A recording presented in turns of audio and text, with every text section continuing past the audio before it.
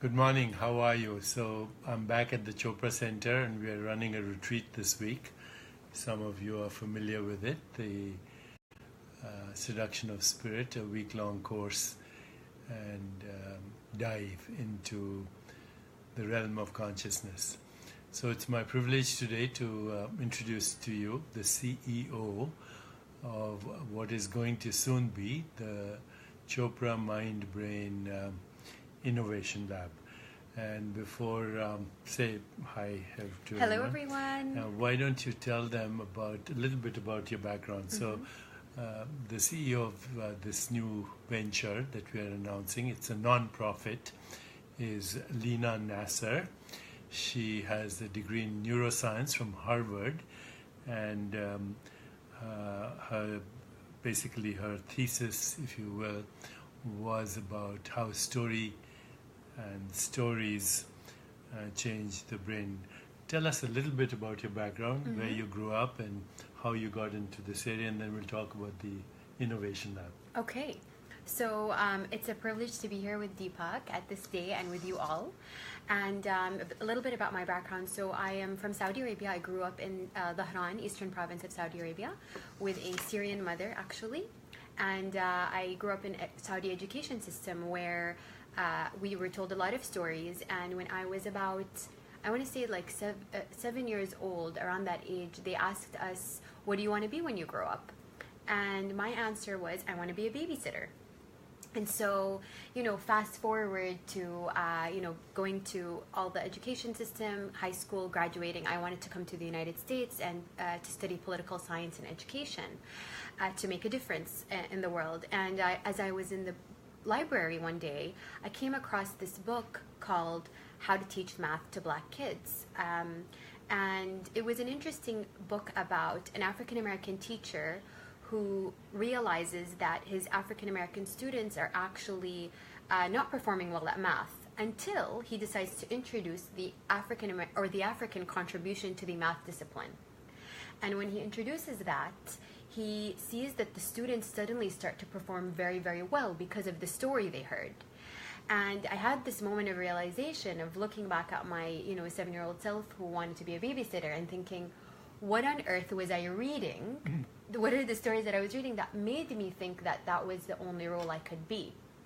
And so that really started me off on a journey going to Saudi Arabia, looking at their current stories and what those stories were telling kids about gender, about who they can become, about who they can give themselves permission to be. And it was an interesting experience where I found the stories actually were really limited to what girls and boys could be. It was different for both genders, but for girls, since that was my focus, it was really they could be maybe pious wives, if they had a job, just a teacher, nothing more. And they were invisible from a lot of the stories. And so it made sense to me, why I wanted to be that babysitter. And so I thought, based on the research that I was reading, it seemed possible that if we were to introduce a new story to some Saudi children, maybe we could change who they wanted to be and who they saw themselves as capable of being. So I ran this experiment, and I went to 4th grade girls who were studying math, and I decided that I was going to give them a set of math questions to test their baseline, and then a story. And the story I picked was of a 8th century queen that many people don't know about actually. Her name was Zubaydah, which means little butterball. So I called her Little Butterball, and Little Butterball grew up to become a queen in the 8th century, and her name was on the local currency in the Mediterranean. And she actually built the most sophisticated hydroengineering project of her time to basically transfer water from Baghdad to Mecca, where the pilgrims were dying because there was no access to water. And all the engineers at the time said, you can't do it, it's very complicated. And she said, no, I'm going to do it because I'm smart and I'm capable, and I'm going to use my logic to build this thing. And so I shared this story to these 4th grade girls, and you could see, their eyes light up, Little Butterball, and very excited. And actually, I gave them a test of math afterwards, and the jump in total was 21% jump for the class and 23% jump for the girls who were the poorest performers in math. So that became your interest, how stories change the brain. Now, Exactly. some of you know that I have written a book with Rudy Tanzi, the Harvard neuroscientist, on it's called Superbrain, and basically the thesis of that book, the basic understanding in that book is that every experience that we have changes connections between neurons, and that actually techniques like mindfulness and meditation increase the number of neurons, that's called neurogenesis, increase the connections between neurons, that's called synaptogenesis. But what we're also now realizing that all of us have a story. It's a story about who we are, what we want, what's our purpose, what's the meaning of a good relationship, do we feel gratitude for our existence, do we want to make a contribution, what do we want to achieve? And these questions create the story that is an ongoing story in our internal dialogue, in our consciousness, but ultimately influences our behavior, our personal relationships, our social interactions, how we interact with the environment, on and on. So when Leena joined our non-profit Chopra Foundation, the goal was to look at how creating a new story for humanity, literally, a story that says it is possible for us to create a more peaceful, just, sustainable, healthier and joyful world, but that can only happen through personal and social transformation, and how that would change our collective brain, because now our brains are connected. Right now your brain is connected to our brains right now.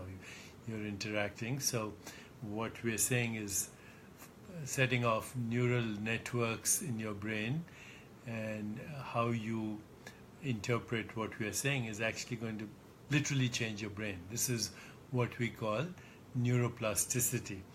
So Leena, what do we want to do with this Chopra Mind Brain Innovation Lab? Because we're starting off with something very basic. People want to be healthier, and that almost 90% of illness in the world is related to lifestyle, whether people are getting enough sleep, do they manage stress, nutrition, personal relationships, emotions, exercise, and on and on. So many things are involved in keeping us healthy. And my intention always has been to see a future where how we look at well-being and illness, that it's preventable, that it's predictable, that it is participatory, that it is process-oriented, and that it is even reversible. So tell us about some of the ideas that we've been throwing around and that are coming to fruition in this Mind Brain Lab. People would love to know more about it. I'm happy to. So taking it off from where Deepak just shared, which is really this idea of prevention and prediction, we want to take that and we want to magnify that really and make it a global movement towards that. So currently, from the research we've been doing, we know that over 60% of deaths worldwide are happening through what we call non-communicable diseases. And these non-communicable diseases, actually 80% of them are preventable, if not more. And so why aren't they being prevented became the question. If we know they're preventable, we know that our lifestyle and the policies we put in place can actually prevent them. Why aren't they being prevented? And we found that actually dollars are not going to that space of prevention. We're simply reacting to the disease once it's set, but we're not really investing a lot in the prevention and pre-disease state. So this institute is going to create a global movement where we're going to start to put all our energy and thinking and bringing the best minds from around the world to really focus on how are we going to prevent illness. So that includes changing behavior. So how can we innovate in how we think about how we behave and how we incentivize, a new type of behavior that is collective? And our hope is that we can actually reach the 1 billion people, the critical mass that Deepak always talks about, that is needed to actually begin to infiltrate change. And because of social media, our ability to reach you guys, your feedback, this is going to be a collective process. It's going to involve, as we just mentioned, critical mass in the entire world, where we can collectively come with that one intention: a more peaceful, just, sustainable, healthier, and joyful world. So when we come back, we're going to say a few words about innovation, but as it pertains to one of the things that is kind of the background in almost every chronic illness, which is low-grade inflammation. So let's come back to that. We have to take 15 seconds.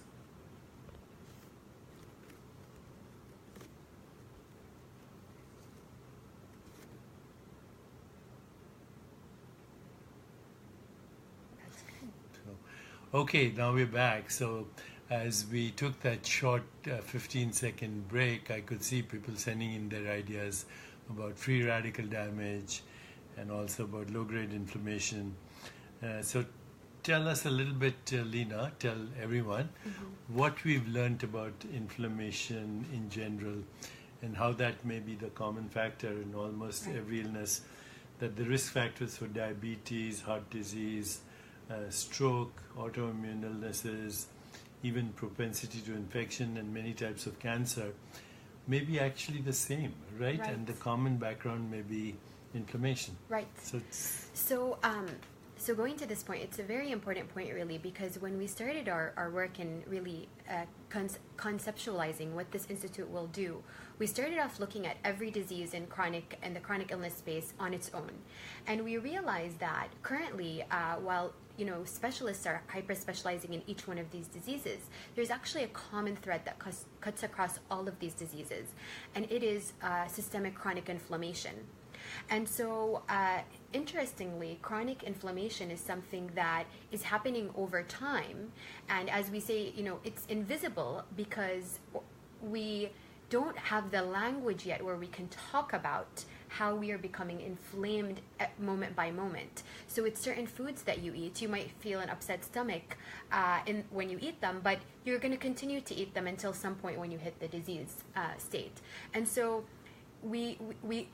this challenge really became interesting to us. How can we take this invisible epidemic of chronic illness, and through understanding how inflammation builds up, since it's common across all diseases, how can we make it visible? And this means developing a language around inflammation, getting it in the medical system so that people can identify these early markers of inflammation and talk about it with their doctors, or self-identify as getting to the pathway of being inflamed, and then hopefully detection. So we want to really innovate and get scientists around the world to start thinking with us about how can we creatively start to detect inflammation, whether through technology or through visible markers that we can start to pinpoint. So as some of you know, there are visible markers in the blood called CRP, C-reactive protein. There are certain interleukins that can be measured. And what we're seeing is, and it's very early, what we're seeing is that if you have an inflammatory mind, and there's literature on this, you can look at this. Inflammatory mind means hostility, anger, guilt, shame, depression, resentments, grievances, and the inflammation in the mind can lead to inflammation in the brain, which is a risk factor for Alzheimer's as well. But then inflammation in the body makes you more susceptible to chronic illness, maybe even as much as 90% of chronic illness, because only 5% of disease-related gene mutations are fully penetrant, in that they guarantee the disease. The rest are influenced by lifestyle. And what we've been doing at the Chopra Center is teaching people and inspiring them to get what we call the pillars of well-being: sleep, meditation and stress management, exercise, movement, yoga, breathing techniques, healthy emotions like love, compassion, joy, equanimity, good relationships, nutrition, We're now looking at grounding and the microbiome and on and on. So there are two aspects to what we want to do. One is the innovation lab for mind brain, and there was something else that you were talking about when we were putting our syllabus together. Yes. So happy to share. So the first, there are three kind of ideas for the for this hub that we're trying to create to transform our wellness lives. So the first one is the action tank, and the action tank is all about really being able to create and manifest the change that we want. So that becomes an actionable step that we can take towards behavior and towards detection. So we want to take all the research that's already been out there that we already know and develop, and apply it to communities to see how we can change the behavior and see how that behavior would then generate impact of health and well-being. So action. It's number two. Number two, it is the innovation lab. And the innovation lab is where we want to innovate. I saw a comment someone wrote just now about the cause of inflammation. So through understanding the many causes of inflammation, how can we innovate in solutions? And that's the innovation Even lab. through technology, working with other companies, research institutes, medical schools, health educators, but also startups that are looking at innovative ways to help people sleep, manage stress, etc., improve nutrition, and so on. Exactly. Okay. And there's a third one, and that is the incubation hub. And the incubation hub relates to entrepreneurs. So we want to really catalyze innovation in the entrepreneurial space. So moving away from just the medical space and really opening this up to everyone. So those who have solutions, whatever age they are, we want them to come to us, and we are going to help mentor and develop them to be able to really launch their products that are preventative, that deal with the root cause of chronic systemic inflammation. And then we want to connect them to the private sector and the best companies out there who can match these products in their industries and actually speed them from idea to market. So three things we mentioned. But the first was action, innovation, and then incubation. And then is there anything else as part of that? Advocacy, education as well? Yeah, that's going to be very important to the entire mission as a whole, because the only way we're going to be able to reach this 1 billion critical mass and create change is through education. So education becomes an underlying place where we stand, and we through every step of the way in all of these three components, education is a cornerstone where we really want to impact from young children to adults who are building these new neural connections. So there you are. It's a good summary of how we want to launch the Chopra Mind Brain Innovation Lab, and it's a non-profit initiative. Do check out chopra.org, choprafoundation.org. I'll repeat that, choprafoundation.org, to see some of the research already in these mind-brain interactions, how that relates to epigenetics and gene expression, and the research we're doing collaboratively with many other institutions and academic enterprises, but also with those in the business space, but a lot mostly with academic institutions and medical schools. So do check that out. Also do know that you can send me your questions every day. The place to send the questions is info at jaio.com, info@jaio.com.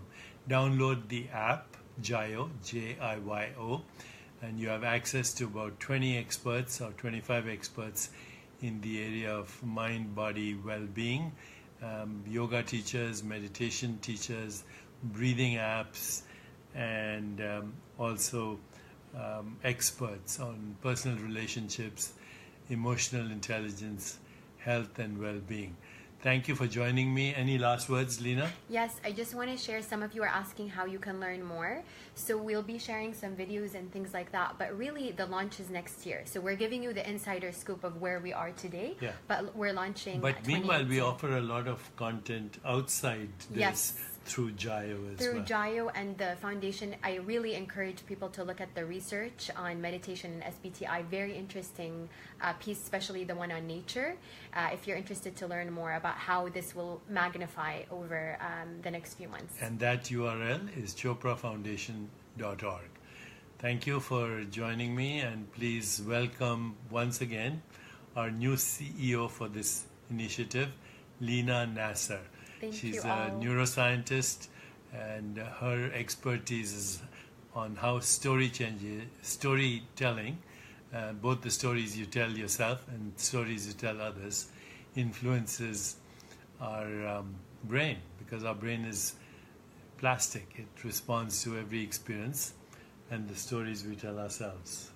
Exactly. Thank you for the amazing introduction, Deepak, and thank you all for tuning in with us, and hopefully and to we'll connect keep with you updating soon. Huh? Yes, definitely. Okay. Thank you. Thank you, everyone. All the best. Bye.